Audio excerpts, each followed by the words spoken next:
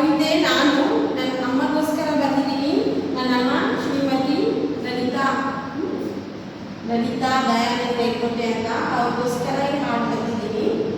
ಅಮ್ಮ ಅಂದರೆ ನಮ್ಮಮ್ಮ, ನಮ್ಮ